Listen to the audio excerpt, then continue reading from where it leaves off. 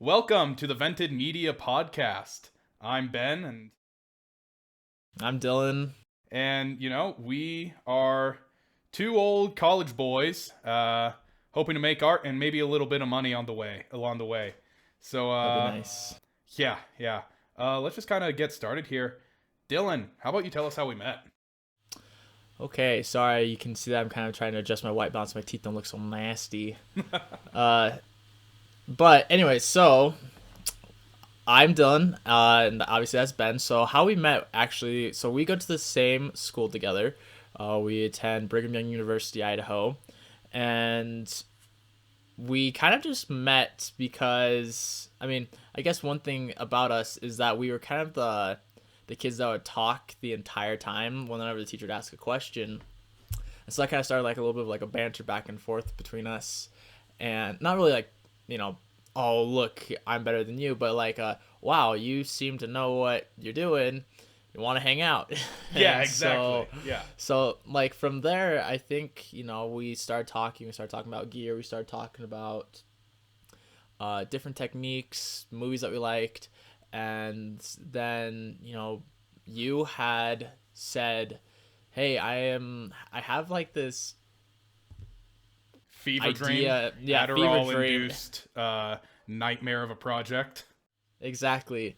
You had like this idea that you wanted to do, and you're like, "Do you want to help out with it?" I'm like, "Sure." I mean, yeah, I can figure it out because I'm more of a photographer, but I want to learn. I totally felt like when you asked me that, I was like, man, this could be something I could do to really help me get some skill and get something a little bit more under my belt. So, but I mean, that's kind of how we met, and it's kind of, we've only really known each other for maybe two months Yeah, at sounds this about right. point, and now here we are starting this podcast.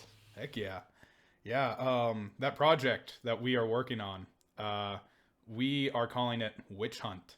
So, just to kind of give a little sneak peek, imagine for yourself wizards in an apocalyptic wasteland trying to prevent hell from rising up and finishing what it started. You know, Apocalypse Part 2 Electric Boogaloo. Um, and so, yeah, that's kind of what we're working on. It's pretty ambitious. It's gonna be have lots of well, not lots. Probably the better term to use is smartly used CGI, um, because that's kind of another way I pitched this to Dylan. Is I was like, hey, I've been learning Blender, and I really want to get to know um, or actually apply what I've been learning, and let's just tackle this. Let's see what we can do. And my kind of thought process was, if we are going to start production of this in March, right? Say it takes a couple of months for production, because we'd probably end up just doing it on weekends.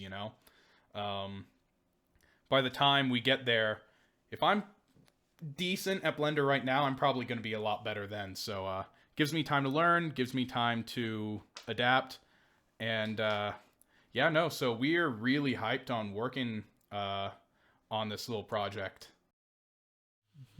Yeah.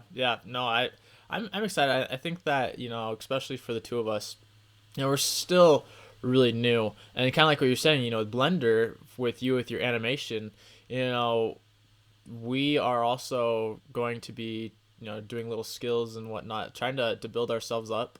We're going to try and figure out how to work more uh with actors and all those things, and that will be a learning curve for us because I like we both did theater, and I did a little bit of like directing things, but for this task, we're going to be really kind of like hitting a little bit hard and kind of throwing ourselves in the deep end with this project that we want to accomplish. And the only way that we can really get ready for that is by practicing and practicing and practicing and building up for it. Whether that, that if that's us showing, what we're working on in class, or, oh, dude, check out this project I'm working on. We watch that just as a way that we can, be accountable and we can critique each other. Mm-hmm. And I'm super excited for this, Ben. But like one thing that I think that we should do right now is we should both kind of explain a little bit about ourselves and what some of our skill talents are, because I know you have a different skill set than I do. Yeah, And so, and that's one of the yeah. reasons I'm like really excited about working with you. Is you bring you bring stuff that I don't have to the table, and I bring stuff that you don't have to the table.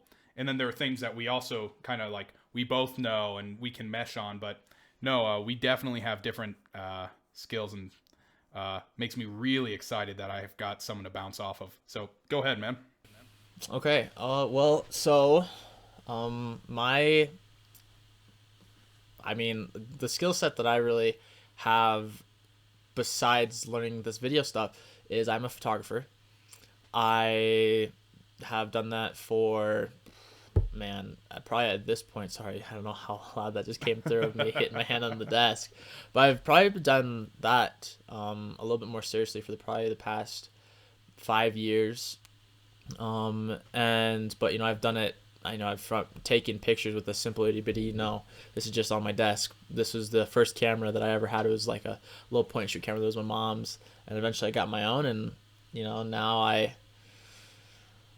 have my own little thing going. And but I mean, besides that, I also teach photography. I do little Zoom meetings with people, trying to help them learn. And then what else is kind of interesting about me is I also help people build their their gear build outs, and that's allowed me to really kind of understand the camera market of like what do I need, what does someone else need, and try and fit it into any budget I possibly can. But I mean, besides that, I mean, that's where I'm at. So Yeah, I like what you said about fitting into any budget you possibly can, because that's kind of where I've always been, is on the very super low budget of doing things I love. And I've done some investments. So one of the big things that makes me me is I used to be a music major before I switched to video production, and I would study music theory all the time. I started getting into music production, and so for me, knowledge of music and has always been something that's super huge.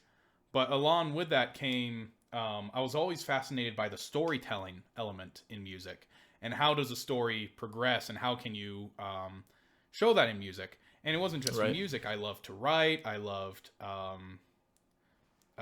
mean, when I was 16, I don't know if I ever told you this, Dylan, but I don't think so. when I was 16, I started writing a musical called Beware the Crossroads. And I have the entire thing composed on my Google Docs. And it's just sitting there because I have no idea what to do with it. But Right. writing has always been something that I've loved, and storytelling. And so, I mean, I guess, yeah, I'm the one who wrote Witch Hunt. We kind of talked about like having Dylan write an episode or two, but then I just got overzealous and kept writing. You blew it out, dude. Like, I'm just kind of here to just do the video, like the like not majority, because you're gonna be the huge part of it as well. Right. But I'm doing definitely more. seeing you as a DP, so. Yeah, yeah, exactly. But like, no, I think your writing ability, reading the script, you have definitely a gift for it, for sure. And it's definitely a cool story about how you wrote kind of like your own little musical growing up. Thanks, man. I really I really appreciate that. Yeah, now I've got to figure out whether I'm going to cut out that little noise. I probably won't. This is the Don't Jank do it, podcast. man. It This makes is us it. feel real. Yeah, and if we make it seem perfect in the first one, we have nowhere to go. So. Yeah, exactly.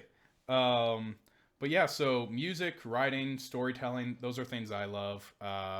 One of the things also kind of about me is I am a very budget guy. I I have always used what I had. I mean, when I was in high school, I remember doing video edits on iMovie on a little iPhone 5S, right? Right. That's how I would edit my videos. And I think I would also record music on GarageBand, right? And that's how I started. And as I go, I've collected some nice stuff. You know, I've got a trumpet, guitar, piano, but at the same time, my light source right here is literally a $12 lamp from Walmart with a tissue taped over it. So, embracing the jank, you know, it might look crappy, but as long as it's off screen, it works. Right, exactly. No, that, I think one thing too is, because at the same time of us doing this is going to be uploaded to YouTube as well. And Mm-hmm. part of the YouTube channel, like obviously this will be like in a playlist of our podcasts, but along with that, we're going to try and show people how they can do low budget things. Like, I think that like right now, looking at the difference between the two of us, like I have kind of like a contrasty, moody image, but while you said yours is a light bulb with tissue, I have just like a simple video light and a little like $15 light up there, and it just shows like the difference. And so as we're going through this, I think it'd be really cool. Like this is our first one. Mm-hmm. See us in 2 months, because we have some projects in the way of like how to make our own DIY lights and all these things. I think it'd be interesting to see like how, wow, look at, even with our DIY stuff, what changes do we get? Yeah, So, absolutely. And I think that rolls into something I've really kind of wanted to talk about, and that is Blender. We kind of mentioned it at the beginning, hmm but I think so. Let's take animation, right? And 3D animation, special effects, and whatnot. I think some of the well, at least Dylan, when you think special effects, what are some of the things that you think about? What comes to mind? out of my skill level. That's what I think. Uh, I think you bring up a good point with that. Like, when I think of 3D animation, I think of like big Hollywood blockbuster movies like, Avengers or Inception, where, all this crazy animation, and you're like, whoa, how they made that look so real. And, like me, I have a tough enough time trying to correctly calibrate skin color and color correction. So, I mean, like, I think it's above like my head at where I'm at right now. But, I think that's something I could definitely utilize a little bit more. Right, right. I like what you said about kind of like those big budget blockbuster movies because that's kind of what I was getting into is they are very um what makes special effects look good. Well, I mean, of hmm course is the artist, but also Right, time and money, right. right? Those are the biggest barriers to entry for special effects, but not anymore, right? And this hmm application Blender has been around for a long time, but it's really gotten really good recently. And that is the program we're going to be using for our special effects. And what I love about it is it takes these things that you'd think were unachievable for some like hobbyist student filmmakers like us, right? Right, right. And it makes them so that you can run them on a laptop. You can do all these crazy things. For example, I've been learning how to do fire simulations. I'm trying to create right now a bug swarm, and that's kind of that's glitching out just a little bit on me, but Yeah, I'm close. I'm close to cracking it. Um, but there are just so many powerful things that you can do within free software that I really don't think that people have an excuse to not start and to not try. That kind of right. makes sense. No, I think you're right on. Like free, like you like your lamp, per se. Mm-hmm. Like that's a light. You can totally utilize that. Like, I mean, I once did like a little interview thing, and we didn't have lights. Like, I didn't even have my little video light. We literally used our phone light, and Mm-hmm. it was me and the person I was interviewing. It was late. It was for a class assignment, and we needed a light source to illuminate her face, but then also kind of put like a little hair light behind her. And one of us used our phone and made it a little bit brighter, and she used her phone, put it behind her, and made it a little bit darker, and it created separation. So even in that, like, it was it the best option? No, but we got the interview done, and it still turned out really good Yeah. for being phone light. So free, I think people really need to look around like you have. Like, you found Blender, it's free. Mm-hmm. And I mean, I we're gonna probably show a couple of examples of things that you've done, and you're killing it with this free software. Ah, thanks, man. I appreciate that. But yeah, no, I truly believe that the best tools someone has are the tools that are already available to them, Mm-hmm. right? Right. And um, everyone's got a very capable camera in their pockets these days, Right. right? For Um, sure. I mean, my crappy little Android camera probably takes better video than what you started shooting on, that little Canon point and shoot, Oh, for sure, definitely. you know, and cameras are just a side thought in phones, right? Right. And so there are so many things that are just accessible, just so accessible to us. For example, I use DaVinci Resolve as an editing platform, right? Because I'm not going to shill out 20 to 50 bucks a month to the Adobe overlords if I don't have to. And I know Right. you're kind of their slave, Dylan, but that's I okay. I've been for years, so um, but DaVinci Resolve is another program where it's a video editor, world class color grading, and they give you those tools for free. Now, of right. course, there is a paid version, right? But they don't put any limits on that free version. And all it takes to learn is taking that first step to say, okay, how do I start? Let me actually start messing around with it. It's so accessible, it's insane. Right. And I mean, one thing that people always, like, going back to photography for me, like, people always ask me like, oh, what camera do I get? I want to do this. What do I do this? And they look at me and like, my camera, it's an expensive camera. I shoot the Sony A7 III, and for a lot of people that's way out of their budget. And people think, oh man, the only reason why you get the photos that you do is you have this super expensive camera. And one thing that people don't realize is that for a period of time, I was literally using a camera, and it was like a $350 camera, and then I had like this little itty bitty cheap uh, film lens that I literally picked up from a garage sale for $10. And if I was to show you some of those photos, you'd be like, "Whoa!" Like, that you must have been using like a $2,000 lens, and it's like, well, actually, the camera I was using was actually only $350, and this is a $10 lens. So it it comes down to you actually learning how to use the equipment that you have, like you said. And if you don't do that, you won't get better at anything. Yeah. No, I really like that. What you should do actually is so we can put it on the video section, maybe as I'm talking right now. Send me some of those pictures, or maybe I'll screenshot them off Instagram or something. But send me some of those pictures, and I can just kind of put them on our video so people can see.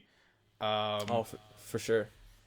but yeah, no, cheap stuff is getting cheap, and Yeah. it's really really nice. I mean, okay, so this. I love the Blackmagic Pocket Cinema camera, Right. right? Right. And is it expensive? Yeah, it sits at like 1,200 bucks, right? Mhm. But compare that and compare what it can do to other cinema cameras, Right. where I mean, Red just released their cheapest cinema camera, and they dropped it from like 30,000 to 5,000, Right. right? Right. Um, so that $1,200 entry fee for a professional level cinema camera that has 13 stops of dynamic range, Mm-hmm. and you can add a speed booster if you want to, which if I get Right. one is probably definitely what I'd do, because Right. yeah, big frame sensors, love that look. But even then, like you said with your vintage lenses, right? I Right. recently picked up a $500 Sony camera. Sony A6000 came out maybe 4 years ago, something like that. And some lenses we got for it were actually our my wife's grandpa's vintage Nikon lenses that he used back in the 70s for photography. And I haven't got an adapter yet, but my friend, we were able to use them on his Nikon camera. And first off, I mean, these vintage lenses, you can get vintage lenses for super cheap, and they're going to have things like that wider aperture that we like, because this Nikon lens, 50 millimeter f1.4, beautiful lens. You go vintage, you're probably going to spend $60 on it, right? You try and buy new, sure. you're going to probably end up paying $700. Right. You know, Yeah. No, so sure. The gear is accessible. It's there, and I think, like you said, some people get caught up in, I want the shiniest new toy, which, don't get me wrong, I want the shiniest new toys too. Me too, for sure. But yeah, no, shiny new toys. Don't need them. You can do a lot of stuff with just hunks of junk and embracing the jank. Yeah, exactly. And like, will gear, like expensive gear, can you see a difference? Depends. But like you're saying, embrace the jank. That we need to get a shirt that says that. Embrace the jank. Yeah, yeah. But here's merch. the thing. Yeah, merch. Here's the thing. I don't know where this pencil came from, but now I've got it. If we were to just go and buy ourselves some like red Komodos today, right, or some Sony FX9s, that would be great. Right. We'd have awesome gear, but if we did not know the basics, right. It would be useless, right? So if we learn the basics now and we're learning them on our kind of, I mean, you've got nicer gear than I do, but on our, less professional gear, then it's going to be so much easier when we are able to make that upgrade, and that you can say, okay, yeah, I've learned the basics. I know what I'm doing, right? I know how to get the best shots out of this camera instead of just pointing, shooting, hoping it's not crap. Right. No, exactly. No, it is all that. It is literally just putting the effort and time into it. And so we're going to use this platform, between our podcast and our YouTube channel, that we're really going to kind of step up our game in a way of not gear, but in skill and talent. Because I mean, you watch people, and it's crazy what they'll get. Like you said, your phone, like, my phone, it's nothing crazy. Just this little Samsung phone right here. It's like a $300 phone, and some of the things that we have in store for this is, okay, we are only going to make a video using our camera phone and editing on our phone. Yeah. And I'm excited for that challenge for us, just for the fact of, wow, look at what we did. Look at how we made this simple little video look as good as possible, even if it's not immaculate in color grading and whatnot. Just having the skill set and the mindset of people be like, wow, at least there's a story, and wow, at least, like, when you were watching this, it's not like a whip flash, like, I think it'll really show as we progress and we continue to learn. Mm-hmm. Well, I think that's another kind of big thing, at least I kind of forgot about when I was young and trying to, I was gear envy, and tried to think of, oh, I wish I had all this gear. Is I forgot, like, oh, I can have all the gear in the world, but if I don't have a story, then, what am I actually showing the audience? Right. Exactly. There has to be some kind of content. I mean, for photographs, you do a lot of wedding photography, right?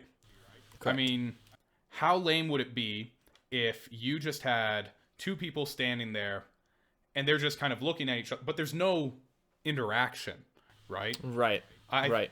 and I've been through your Instagram. You're amazingly talented. Thank you. Give you a little kiss on the cheek. Mwah. But, Thanks. uh, you're amazingly talented. But I think what really kind of sets those photos apart is you get the emotion between the two people, and that emotion comes through. And I mean, the same thing comes for video. If you're not telling a story, if you're not telling anything, I mean, at the end of the day, even all the lighting, all the blocking, everything you would do to set up a video doesn't matter if you're not actually telling the audience anything. Right. Exactly. No, I completely agree, 100%. And I think so. This week, uh, for us in school, we have a project called a passion project, and I think something that would be interesting next week we could take and come and we could like we'll probably watch them in class Mm-hmm. for us, but so that people can see what it is, because this is kind of like our first bigger project Yeah. where we like we've had a few small ones in the past where we had to make a small little narrative, but this is I think for me at least, this is the one where we're supposed to really start to apply everything from the past into this current, like whether we had a script to it, had a little bit of a storyboard. Mm-hmm. No, I think that it would be kind of cool just to see, like, wow, look at them already in what they've learned in these 2 months. Yeah. And so It'll be cool to look back on that later too. Just kind of yeah. see, because I mean, this is a project we've only really had. I mean, we had a week to kind of write it out and then a week to shoot it, so hasn't been that Right. long. It's only a minute project, so it's not a huge deal. Right. But I had a little challenge doing this project because I'm trying to make it about my dog, Mm-hmm. right? And goofy, incorporate what I'm good at, which is music, and say, I want to make a story of my dog who can't play the piano because her paws aren't dexterous enough to reach the different keys. Right. Right.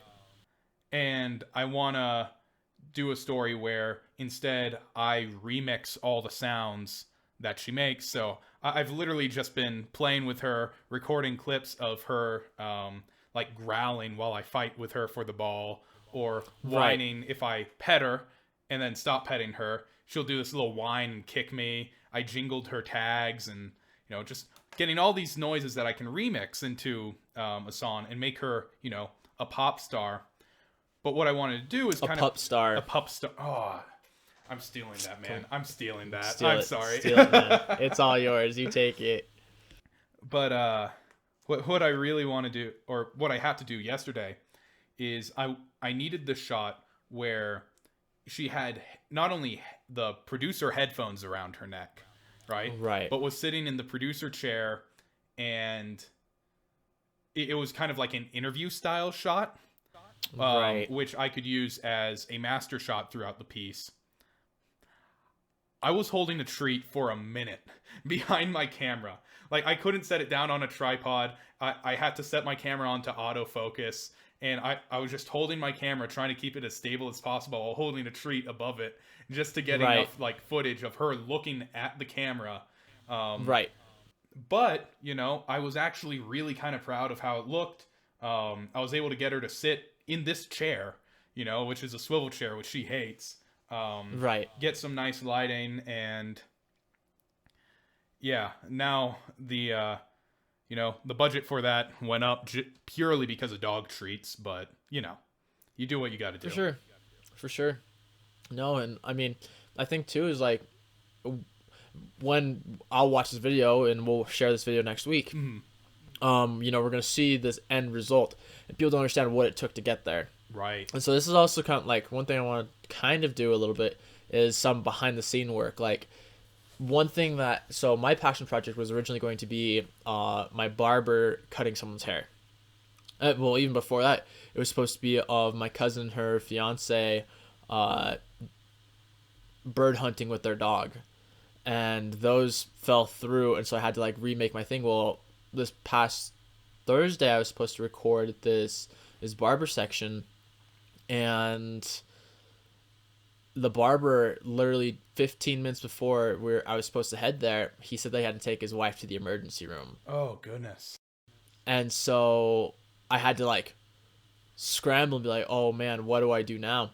And on the fly, the person that I was supposed to be like, he was supposed to be getting his haircut for the video. Mm-hmm. I call him up like, hey dude, this is what's going on. And he's like, well, my wife is a painter. Would you like to record her painting? And I said, sure, that sounds great. And so on the fly, I drove early that morning to go get gear in Rexburg, Idaho, which is, where I rent the gear from the school, back to Idaho Falls. But then I had to drive back to Rexburg to record the video.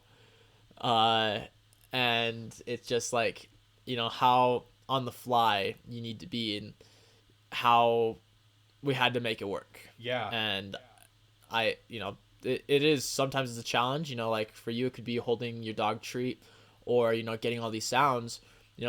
For me, it could be sudden location changes that people will never see unless, or even hear about, unless we actually kind of talk about it, and one things that we had to do to get to a certain point. Yeah. No, there's a lot of flexibility that has to come with this, which is something I'm kind of struggling with, honestly, as we prepare for Witch Hunt, where I am trying, because with CGI, right? Right. We can't just point and shoot our camera, hope for the best, and then say, all right, I'm going to pass this on to me, and I'm going to turn this into, the next Transformers. Right?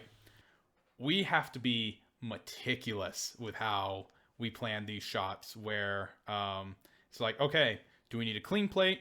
I mean, one of the biggest things about CGI that helps it integrate it into the scene is the lighting, right? Right. And so that's something we are going to have to be really careful about, is saying, okay, where's the light coming from? Do we have too many light sources right now? Right. How are they illuminated? I'm hoping for a lot of the shots, right, to just be kind of in the dark, right? Right. And I kind of wrote the script that way, where you have these shots in the dark, where you've got single source lighting, where you can hide the flaws of the animation and the imperfections. But, as everything in life, we are going to run into unexpected problems, and we don't know what those are yet. And so Right. That's something I'm really struggling with right now, is how much do I plan to the T, and how much am I willing to give up or take away in order to allow for that flexibility. Right. And there could be, things when we get on set where we start to record something and something, oh wait, that would be a better idea. How do we make that work really fast? And because, one of the things that we're going to try and do is we're going to try and film these in a period of 20 days, basically, hopefully. We only get so many days. Right. And if we have a sudden idea, we can't spend hours and hours and hours trying to figure that out. We need to say, okay, what do we have right now that we can do? And we need to make it happen. Yeah. Especially as we're trying to build a little bit of a crew, and, we've started the talks with the acting department and how to get in contact with them and how to get actors.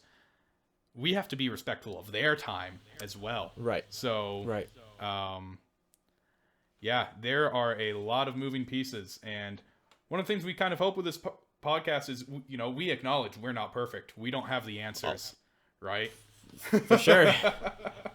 So, hopefully, one of the things we can do is we can learn for you, the hard way. Right. Yeah. Sharing our techniques, even for, between the two of us, one thing that I've started doing, I have no idea where my camera bag is, but anyways, I have a little notebook that I take, and at the end of every time I shoot, I make a quick little jot down of the experience, what happened, but when I'm, going back and reviewing the footage, I'm like, oh man, I wish I had that. Yeah. I had this thing. And like looking back to, the my passion project what I'm doing, it was in such like I'd love to have a wide shot, but we were literally confined to a probably like a 9 by 13 room, and you have to make that space work. And I mean, then you bring in your lights, and I have a soft box that's almost 4 feet across, Right. and 2 feet deep. That cuts into your space. Yeah. And so I'm really enjoying it, learning and doing these things, but also learning how to make the most out of what I got. And I think with our project, I think that's what we're gonna do that. Yeah, absolutely. Absolutely. Working the best with what we've got is, I mean, we're not great at it yet, but we're working on it. We're working on it.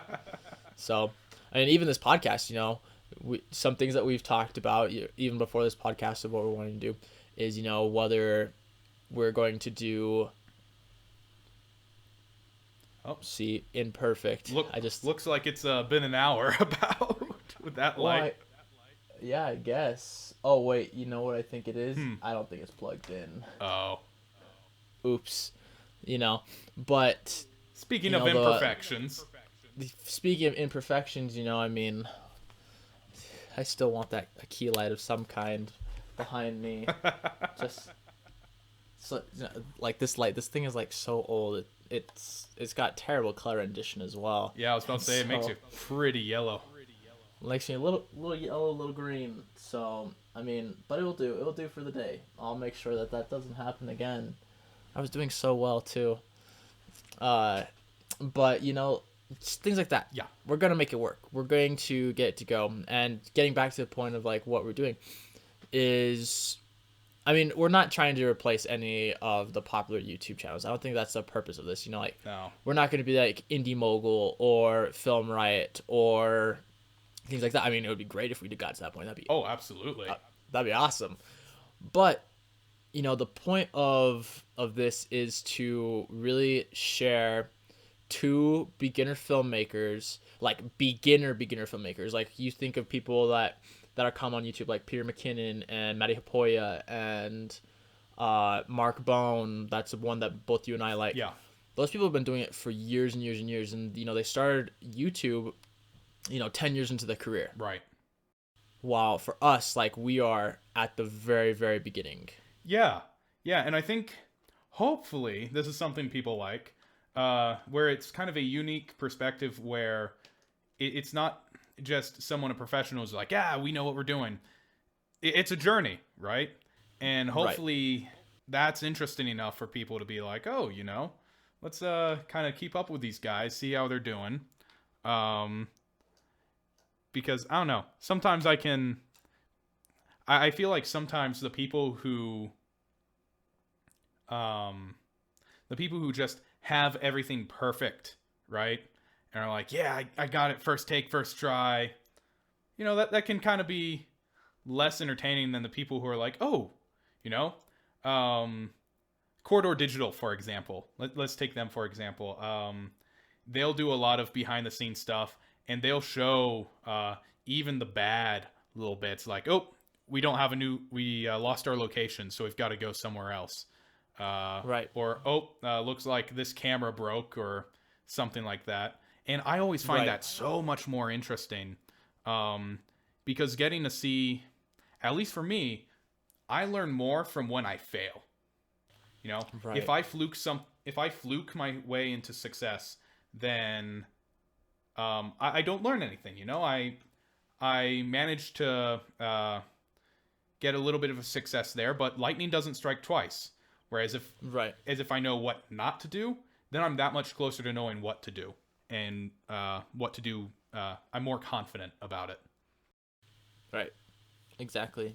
No, it makes sense.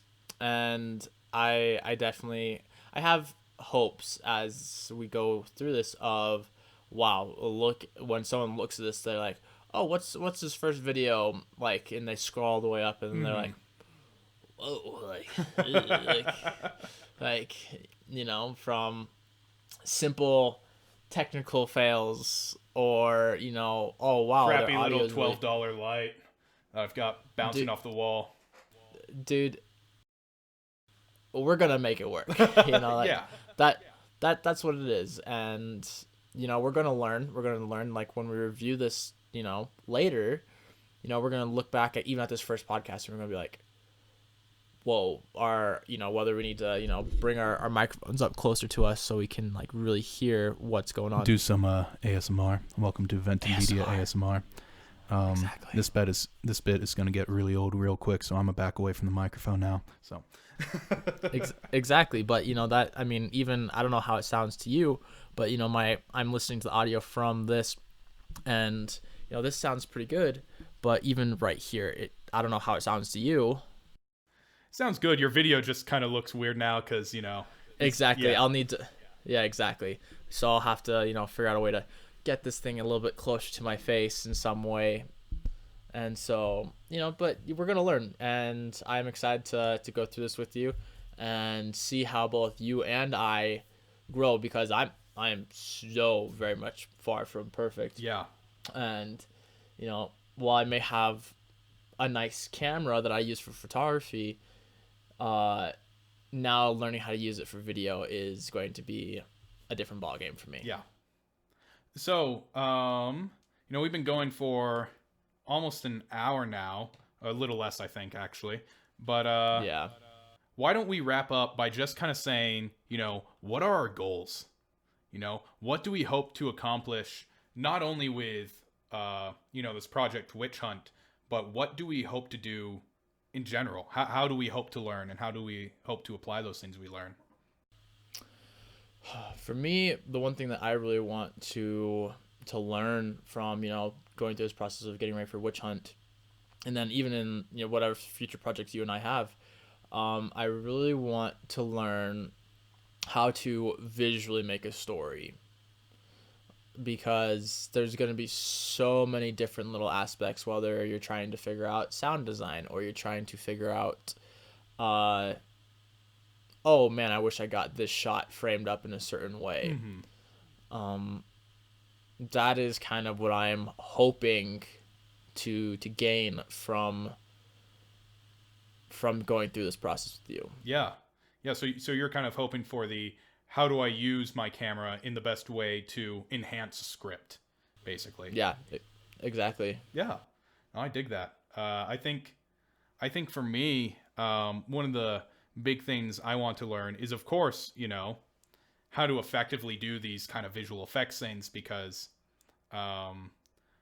there's this guy, Ian Hubert, and if you haven't heard of him, you need to look him up. I'm talking to the audience now, straight towards you. If you haven't heard of Ian Hubert, look him up. He's this fantastic CGI artist who, I have taken heavy, heavy inspiration from. And he released a trailer for his web series Dynamo, which has this character walking from her apartment, going up an elevator, going into this cafe, and it's all one shot. But it's all shot in the garage on a green screen and done in Blender, that free software. So Right. it's that's one of the big things I'm hoping to learn and to do, is how best to use CG as a tool that's, not just for spectacle like Transformers, but how do I Right. use it to enhance the story I want to tell in a way that, isn't going to, I hope to wow people. I hope to say, like, oh, that's cool. But I also hope that in the end, it is more serving the story. Kind of like what you were saying with your camera. I want it to serve the story beyond anything else. Because I think the project I've got in mind after Witch Hunt, at least for me, is, so my Nana, Hungarian refugee, right? Fled from Hungary Right. on foot when she was 6 years old. I think that would be an awesome documentary to make, right? Yeah. Just having to sit down with her having her tell a story, using her voice as narration, and having these like kind of actors act out her family as they travel. Um, and something that is possible, right, is putting these actors into, 20th century Europe, or would it be 19th century? The whole century thing confuses me. I don't know how it works. 20th, I think. Yeah, so. 20th, because we're in the 21st. Because we're in the 21st. Yeah, okay. Exactly. So, yeah, she's not 19th century. She's not that old. I'm so sorry, Nana. I love you. Yeah. Nana, if you're listening to this, we don't think you're that old. You're right. But there is the ability and the possibility where even in Idaho, I can put characters into 20th century Germany, right? Right. And so, learning these tools through Witch Hunt so I can apply them to other things, that's kind of my goal, right? And, there's also other things like film scoring that I want to learn, but honestly, I think we're going to end up passing that off because doing that and CGI is just that'll kill me real quick. So yeah, exactly. And that is out of my forte as well. So yeah, I'll help with all the gear and lighting stuff, but anything, and even color grading. Right. But there's different aspects, and that's one thing as well, is like I can play. If someone's asked me, or was to say, oh, you're so good at something, I'm just like, well, I'm very much learning. Yeah. So yeah, and I think that's going to be one of the biggest challenges that we're going to face is, at least for me, right? At least for me, is swallowing my pride and passing parts off to other people, right? Where it's like, exactly. Instead of being like, oh, I can do this, just be like, you've got enough on your plate. Sure, you might be able to do this, but let someone else do it. Right. So exactly, 100%. All right, cool. You think we're good to wrap up? Yeah, I think this is a very first good intro podcast for us. And I think for us, we're going to probably try and what I think our plan is to push these out on Mondays. Yeah, that's kind of my goal right now, because I can get this edited tomorrow, no problem. Perfect. Yeah. So, I for people who, maybe we'll get one subscriber, but, for even that, I mean, the day that we get like one subscriber, I'll be like, that's not my mom, or right. Like, even if it is my mom, I'm going to be so pumped. I'll be excited. Don't get me wrong. Like, thank you, Mom. But, when it's someone that's like, wow, look at these two guys. I think this is really cool what they're doing. Yeah. I think that will be like the day where I'm like, okay, we're doing it. Yeah, I get that, man. So I get that. Yeah. Awesome. Well, thank you to everyone who is watching and listening. We are excited for this journey with you, and we can't wait to see where this goes. Yeah. So be sure to stick around because, like Dylan said, every Monday is our goal for this podcast. We also hope to release some behind-the-scenes footage, especially as we get into Witch Hunt. We are starting the casting process. So if you are in Rexburg, you hear this, and you're like, hey, how do I get in on this? Or, if you just want to be part of the cast or the crew, reach out to us. We would love the help. But yeah, thank you for tuning in. We will talk to you guys next week. See ya.